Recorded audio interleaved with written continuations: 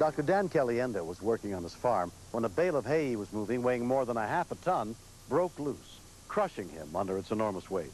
Off-duty paramedic and friend Jim Schmidt did what little he could for Dan until rescue units could arrive.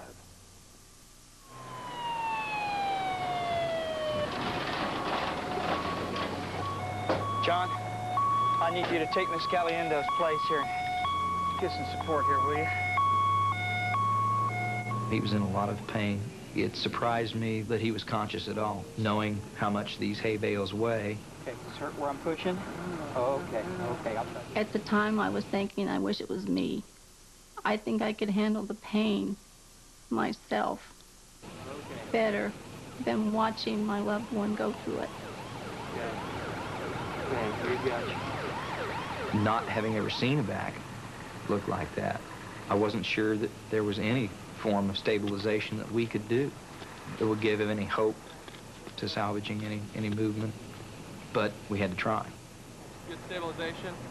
Go ahead and move the KED into play. It really gets you. There's just that knot in your throat because it's someone that you know and that you care about. There's a lot more pressure to keep your cool and do things right. Do them the way he taught you. Okay. Johnny's coming here. Nice and easy, guys. Got him? Got him. Leg. He was starting to have some difficulty in breathing. It ran through my mind that we've got a person that's going into deep, irreversible shock. We didn't have a moment to lose.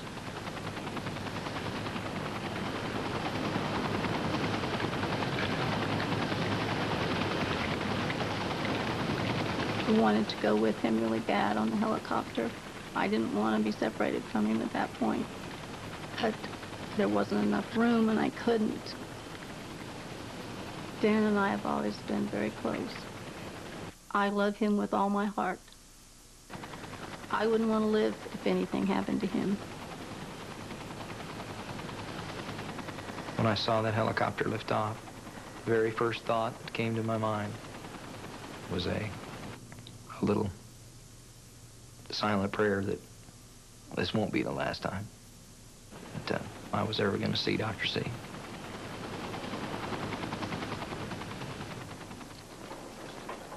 Dan was taken to the emergency room of HCA Wesley Medical Center, the same place he worked, and put under the care of a team of people who'd known him for years, including trauma surgeon Paul Harrison. Dan, how you doing? He looked up at me and said, "Paul, I really screwed up this time." And that really floored me. I couldn't think of anything to say in response. You hurt here, Dan? When I first felt Dan's chest, it was like feeling a piece of packing material that crackled as you pushed and moved it. The ribs were broken in so many places that it had lost its structural integrity. X-ray? T10 and... When I was able to see the x-rays of Dan's spine, there was so much displacement of one bone from another. I knew that he would never walk again. Dan's son Scott and his daughter Stephanie rushed to the hospital as soon as they heard about the accident. It was very scary to see my father like that because he's always taken care of me. And it's him laying there helpless and there's nothing I can do in the world to help him other than just be there and love him and pray for him. Nobody knew at that time if he was going to live or die. I love you. You want something to write with? I told him that I loved him, and he motioned for something to write with.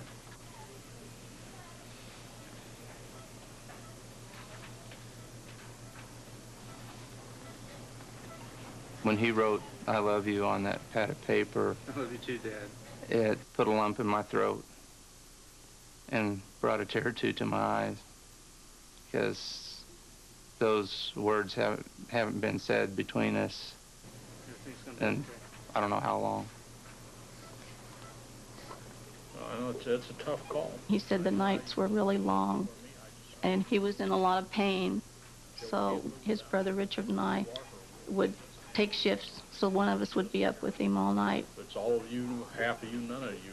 Dan did not want to live in this condition.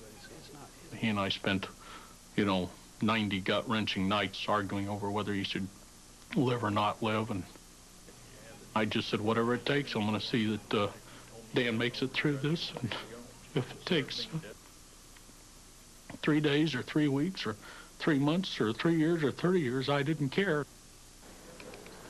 Okay, and push.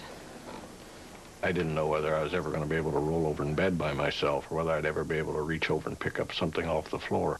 See if you can take one arm up and then try to bring the other one up a little bit. It was very scary. What you're starting to do is show some really good... I can't imagine going through this without my family at my side. You feel some tightness, and when it feels tight, you can stop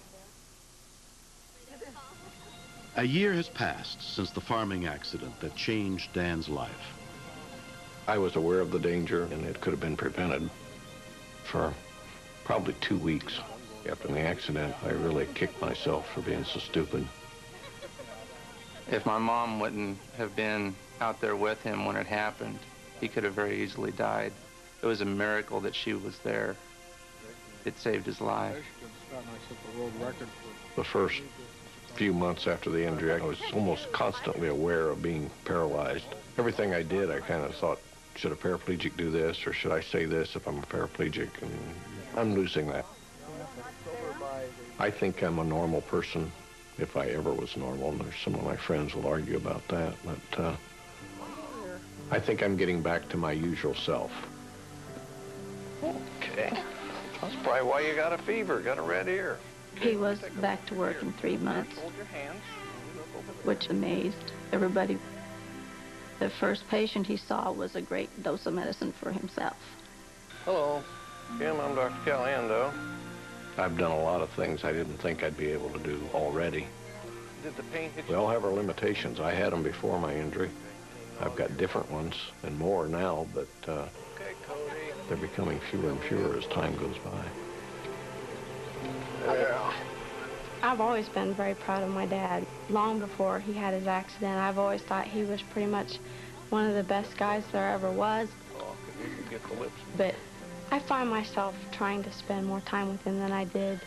You just kind of get reminded that, hey, he's not always going to be there, and you better make the most of the time you've got. I don't know how to describe love. Don't know how to measure it.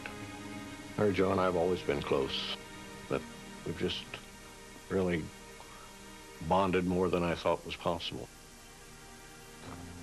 With the love that we have for each other, I think we're going to make it. And I'm looking forward to spending the rest of my life with him. I'm glad you decided to stay here.